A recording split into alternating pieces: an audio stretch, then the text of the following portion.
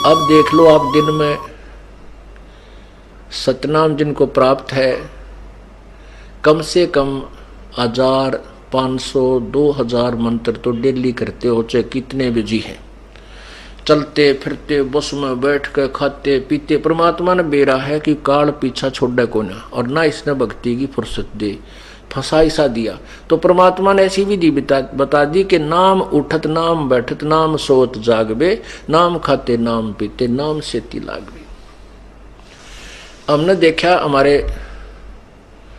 खेतों में जो हल जोड़ा करते थे हाली, कुछ तो हमारे मतलब हम उम्र थे, कुछ बड़े थे, तो तकरीबन हमने देखे वो क्या क्या करते, हल जोत रहे हैं और रागनी गा रहे हैं उसका पीछे पीछे है, कोई फिल्मी गाना गाता गाता अपना काम करा। परमात्मा के अब हम वही परिश्रम करते करते कहता आरती कर ले, रमैणी कर ले, और बातें मंत्र श्रवण करे राम नाम का, ना परमात्मा की महिमा के शब्द गान लग जा, तो वो उसके द्वारा बीजा हुआ अन्न भी परमात्मा के मंत्रित हो जाता है उस वाणी से, और फिर वो उस अन्न को कोई खावेगा उसका भी उदाहरण लग जाएगा।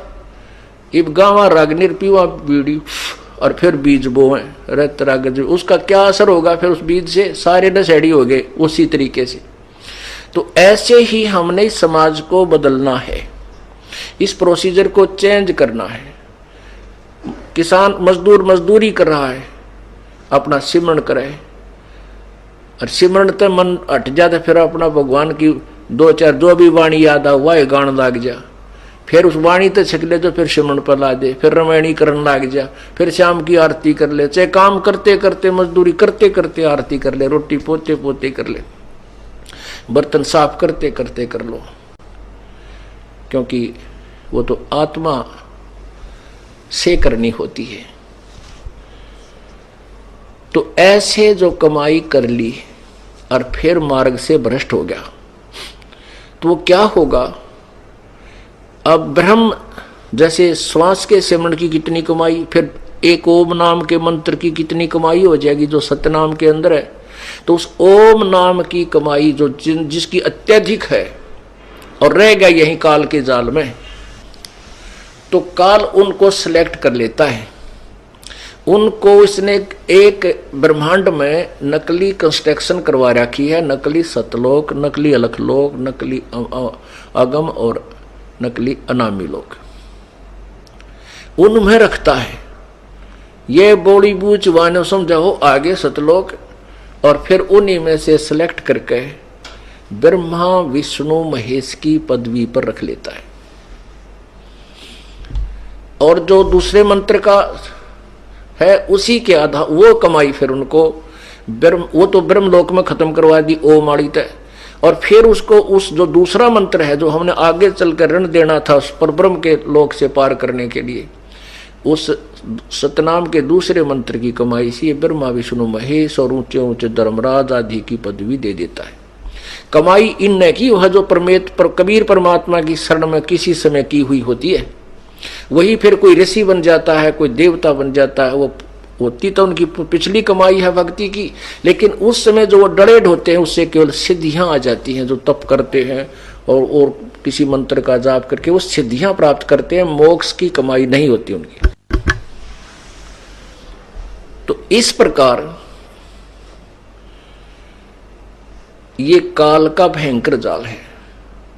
तो कहने का भाव ये है कि आप ये नहीं कि नाम ले लिया और सार नाम ले लिया और पार हो गए, नहीं, अब तो आप भगत बने हो।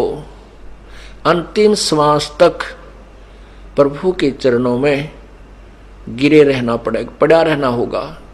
कहते हैं पाकी खेती देख कर गर्भियो मत किसाने, अब हु झोले बहुत हैं घर आले तब जाने। कहते हैं फसल पक रही है जैसे वर्तमान में, और कहते किसान को कहता अब अभिमान मत करना, अब इतना बेरा कितनी गर्द फड़ शेष रहती हैं, कोई ओले पड़ जा, आंधी आ जा, वर्षा घनी हो जा।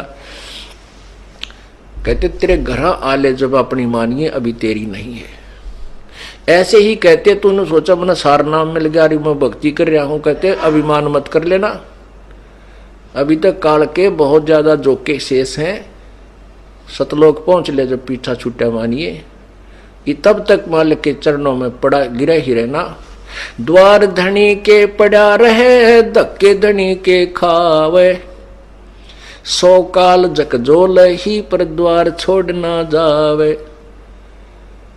राम नाम रटते रहो, राम नाम रटते रहो, जब तक घट में प्राणी, कब हो तो दीन दयाल के भनक पड़ेगी कान।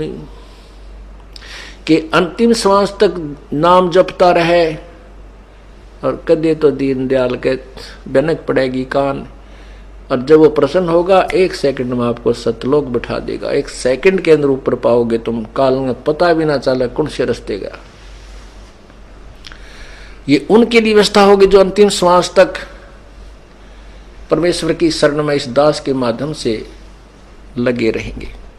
गीता जी अध्याय नंबर 8 के श्लोक 13 में स्पष्ट किया है कि ओम इति एक अक्षरम, ओम इति एक अक्षरम माम व्यवहारन ब्रह्म अनुसमरण। माम ब्रह्म, मुझ ब्रह्म का तो ये एक ओम मंत्र है, केवल ये एक ओम अक्षर है।